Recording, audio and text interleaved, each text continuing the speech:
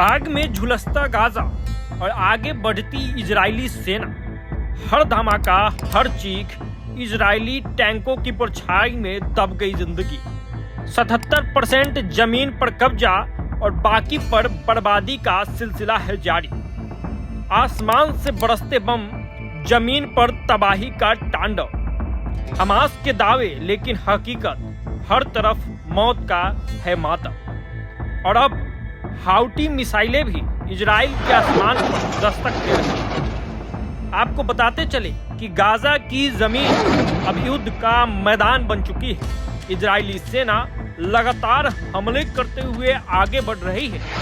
Hamas के अनुसार उसने गाजा के 77% हिस्से पर नियंत्रण हासिल कर लिया है। शेष इलाकों में भी कब्जे के लिए इजरायली थल सेना और वायुसेना दोनों मोर्चे पर हमला कर रही है। इन हालिया हमलों में 38 लोगों की मौत हो चुकी है, जिसमें एक पत्रकार और एक बचाव कर्मी भी शामिल है। बताया जा रहा है कि ये लोग जबालिया और नुसरत में स्थित आवासीय इलाकों में मारे गए। पत्रकारों की बात करें तो 7 अक्टूबर 2023 से अब तक कुल 220 पत्रकार इस संघर्ष में अपनी जान गंवा चुके हैं। इजराइल ने अब तक इन ताजा हमलों पर कोई आधिकारिक बयान नहीं दिया है, लेकिन हमास का दावा है कि बमबारी और गोलीबारी से लोगों को घर छोड़ने के लिए मजबूर किया जा रहा है। गाजा पट्टी में अभी भी हजारों लोग या तो विस्थापित है या टेंटों में रहकर हमलों का सामना कर रहे हैं। इस बीच यमन के हाउटी विद्रोहियों ने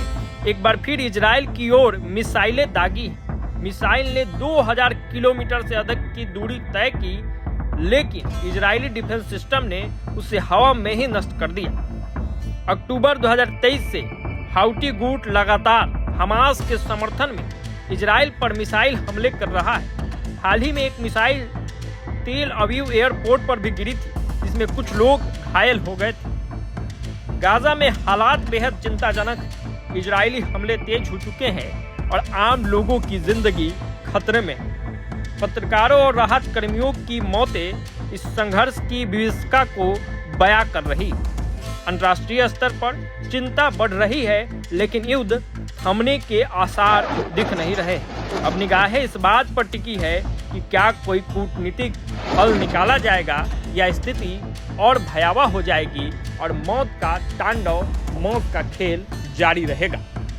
फिलहाल इस वीडियो में इतना ही। प्रभात खबर डिजिटल के लिए आदर्श कुमार की ये रिपोर्ट।